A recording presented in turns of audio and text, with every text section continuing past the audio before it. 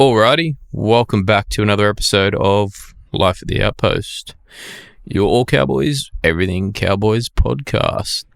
Coming back to you with not great news, unfortunately.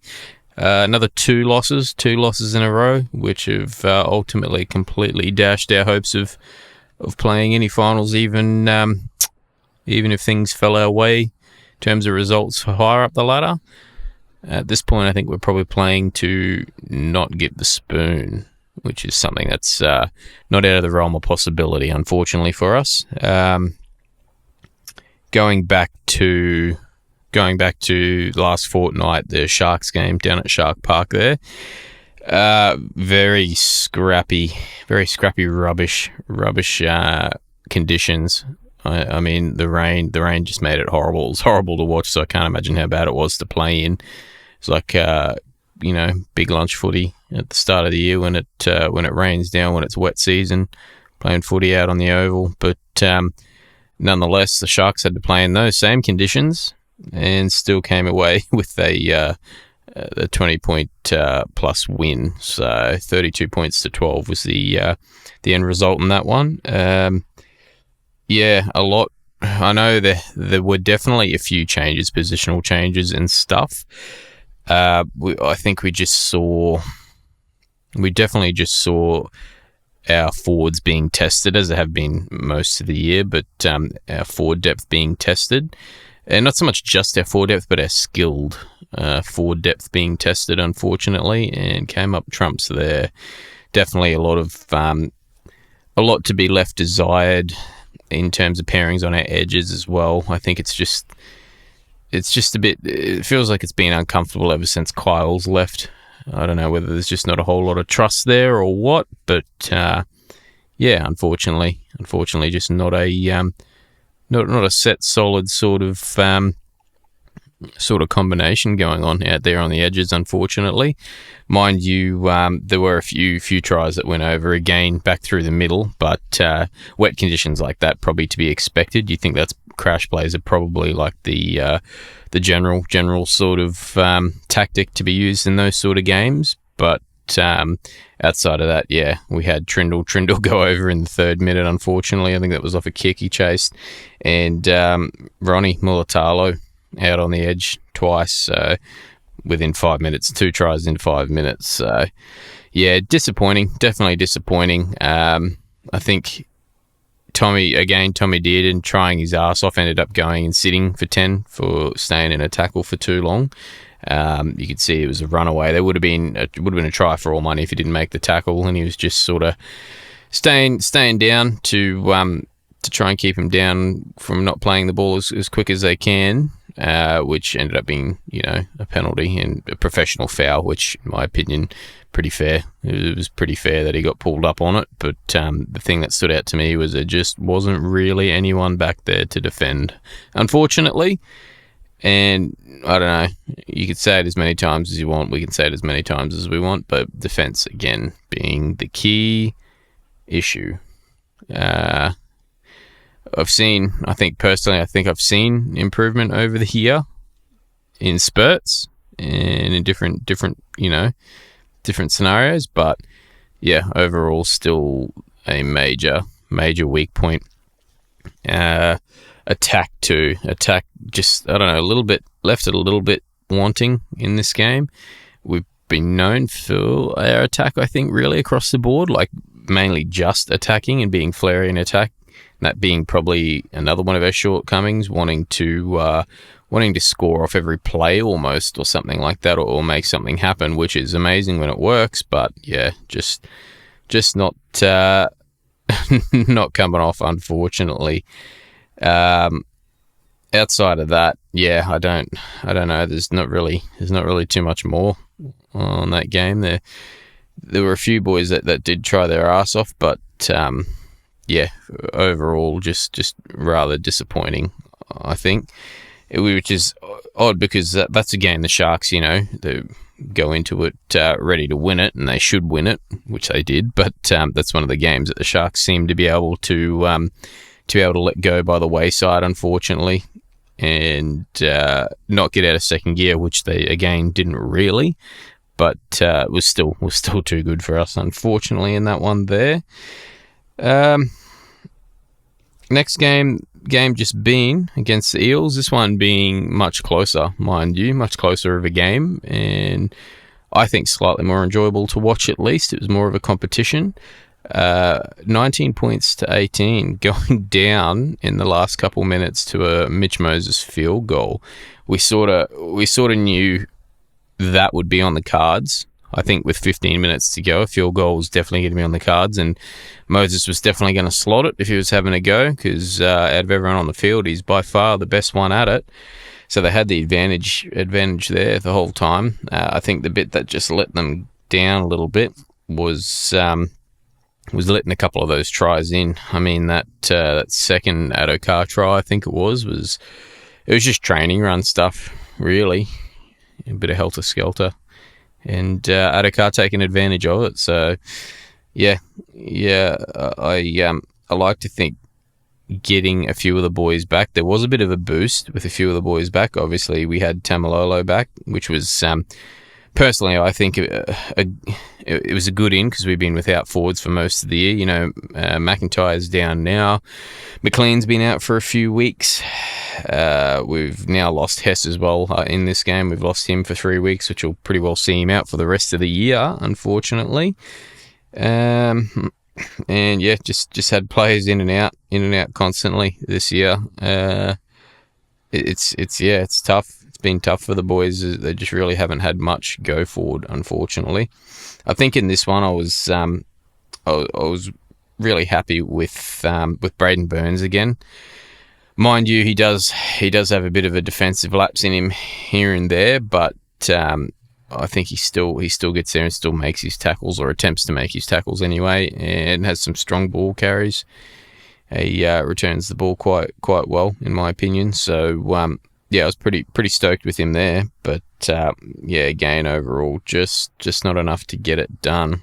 Realistically, the boys had a heap of momentum there, and in field position where they were in the Eels, they choked the Eels out. Really, just had them catching kicks back within the 10 or just in front of the try line a few sets in a row, but just couldn't convert it, unfortunately, there. We did see as well it was probably the dying seconds, actually, really, maybe the last minute. Clifford go for a try while it was 18 points to 19, which was disallowed, and rightfully so, I think, disallowed due to an obstruction. Moses taking his acting career to the next level once again, dropping his Love Island audition and running straight into Nenai and taking a dive to bring attention to it, which I hate. I hate that we reward players for things like that, but end of the day, the on-field ref didn't see it somehow or let it play on, but the bunker reviewed it, as they review every try, and they picked it up and made the right call on it, in my opinion. Just disappointing that play went that way. I think there's probably a few. I mean, it's easy to say when you're sitting there watching it and haven't played, an 80 minutes of footy, and you're tired, because that's both teams. It was both teams were exhausted by the end of it, but you could see the Cows were just absolutely buggered in that last even 7 minutes. I think really it was starting to really get to them. Much of an improvement on games prior, where we've had that and just let it go in the end. Fatigue's cost us, but I mean, the Dogs won, big one that comes straight to mind. The Dogs won a month or two ago, but just getting done, pipped in the end there, unfortunately. I think in this one, big takeaway is obviously Clifford being back. Like I said, we had a few big ins, but Clifford being back was huge. It's given steadied our attack and taken a little bit of pressure off Tom, which is what he needs, in my opinion, because the poor bugger just gets out there and does everything. He tries his bloody heart out every week. We could talk about it till the cows come home, pun not intended, but insanity. The other big thing, and I probably should go back to the Sharks game with this one, but other big thing I wanted to point out was Marley Bitangane. He debuted against the Sharks, and while it was only a short stint, in my opinion, quite impressive. He did have a lot of aggression, and just made his plays, got to his tackles. Good strong ball carry, quick play of the ball. That's all you really need. It's all you'd expect, or all you'd want from someone making their debut, I think. So he did real well in my opinion in that Sharks game, despite the result. Unfortunate for his debut, and then this game as well. This game, I think he was rather impressive again. I like to think it's a bit of hope for the future. It's going to take a couple of years, obviously, and for him to lock down probably a full-time spot, but to get to the NRL skill level or level required, but more games, more game times, all he's going to need. So a few more games here and there, and I'm excited to see what he can do in the future. I hope he sticks around, in my opinion. I hope we keep him up here. Also, talking on debuting in this game against the Eels was Nicholas Lanaz. He did quite well as well, I think. Made a few really strong ball carries, strong runner of the ball. I think he's been around about down south somewhere, bounced around a few clubs possibly, or been trying to crack into first grade. And Cowboys sort of picked him up a year or two ago, and even, said to him, hey, if you want to go back home, there's an opportunity for you to go back home. But he stuck around. He made his debut this weekend again. If that's someone we can invest in, I think there's at least a little bit of hope moving forward for our forward pack and players for the future there.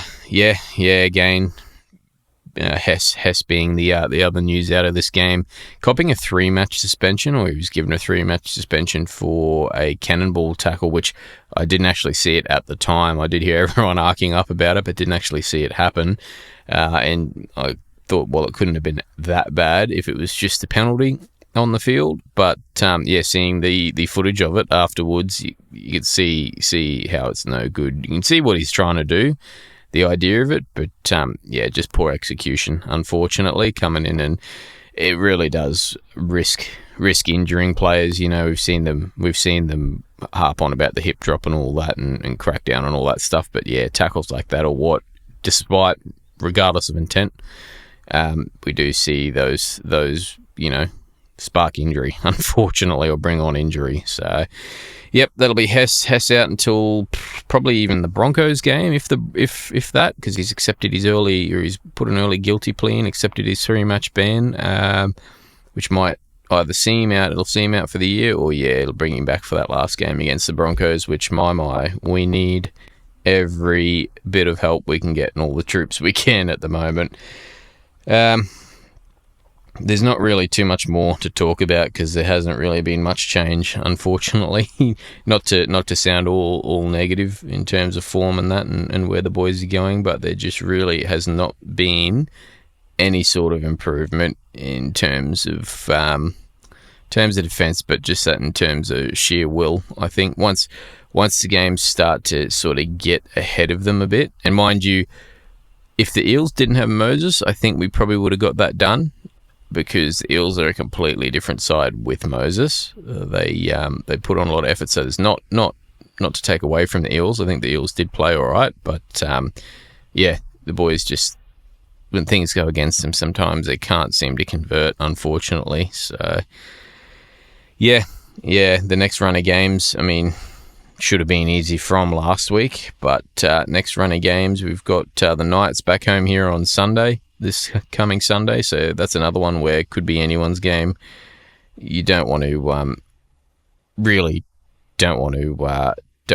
say we've got it in the bag. You know what I mean? It's one where it could be anyone's game at this point, unfortunately. After that, the Tigers down there at Leichhardt, which is never easy, travelling down to Leichhardt, and the Tigers at the moment, although they can't make the 8, I don't believe, they are at this point just running disruptor. So any wins they can get are going to put them in better stead for next year, I think, give them a bit of confidence. But at this point, they're not going to be a pushover either, which then brings us into the Derby, Derby rematch back here on August 30th. So Not a extremely tough run of games leading up to that, but not ones to be taken lightly either, because we've seen how the boys have held up to it, unfortunately, the last couple of weeks. We spoke about on the last episode, I think, Duffy leaving or getting signed by the Broncos. I don't know whether it's been officially announced or not yet, but I believe that sort of thing is pretty well done and in the books. The newest sort of news, or it's more rumor mill, but we're starting to hear a bit more and more of it, which to me, I think, it's one of those things where I don't like to buy into the hype or rumors, because it's generally media generated, or it's a bit of news leaked by someone and the media just take it and run with it. But the latest one being that Peyton will be gone by the end of the season, unfortunately. Remains to be seen whether that is the case or not, but just the few things we've been hearing, the Blackhawks coach Terry Campese supposedly got a bit of inside information about who may be taking over. Whether that is true or not, who knows? But rumored to be an ex-Cowboy, and I think we all know who that is, making his way back north. Just odd timing, considering he was as well supposedly spotted around the Townsville airport the weekend prior as well, when all this started coming out. So again, could just be rumours, could be a rumour mill, but one of those things where it sort of seems where there's smoke, there could be a bit of fire for Toddy, unfortunately. And I think it's one of them things where he is, I initially thought it was 2025 this year that his contract ran up, the extension, but it is next year. His current contract would see him out till the end of next year. So just without there being even any rumours or whispers about contract extensions or any sort of talks, to me, I think it's either they've told him that's next year's your last year, or they are sort of planning to look toward the future. For next year, really. So all that, remains to be seen what happens there. But stay tuned in the coming weeks. Round 27 or after round 27 is what we've been hearing. But aside from that, as you can see, wearing the new jersey, the glow in the dark, and I think it actually lights up or glows under blue light, or black light rather, sorry. So we'll see the guys wearing this one against the Broncos in round 30 for that derby. This will be their jersey for their last round played of the year. With what I thought was quite impressive, the design to me, I think is really good. It almost feels like a throwback to, say, 2016, 2017, a bit there with the design, but first of its kind to glow in the dark for starters. The badges, the NRL badge and Cowboys badge glow in the dark, but under black light it shines. So excited to see what they do there for that game. Might be a bit of a light show happening, and hopefully there's a fair few people with them in. But first of its kind to be a glow in the dark jersey. So pretty cool. Available now down at the Leagues Club, I believe, from the team shops. I think you can get them online as well. But definitely worth it for anyone that's interested in sort of limited jerseys or special jerseys or something. This is definitely one to pick up. So I think that's probably going to be just about it, though, for this week. There seems to be less and less to talk about, unfortunately. We don't have too much to break down, or I don't have too much to break down for you this week. So hopefully we can look toward the Knights game next week and hope for a better result. Knights are also in shambles, unfortunately, this year, and they have been for a while. So could be one of those games where it's either going to be high scoring and exciting, or it's going to be very low scoring and hard to watch. So we'll see. I'm going to tip the Cowboys, as I always tip the Cowboys. I've tipped them the last few weeks, and it's done me wrong. It's seen me drop about 7 or 8 positions in my tipping comp. But I think just to end the season, the boys need to get a couple wins, and at home as well, more than anything, just to sort of see the season out and give them that little bit of confidence moving into next year. But yeah, it's one that I think they can get done. They should be able to get done. They definitely should be able to get done with a few troops back now and stuff like that. So yeah, we'll see how we go with that one. But until then, we'll come back to you with results on that game, but also the Tigers game, which will be that weekend as well, the following weekend. So that's all for now, and thanks for listening. We'll see you next time.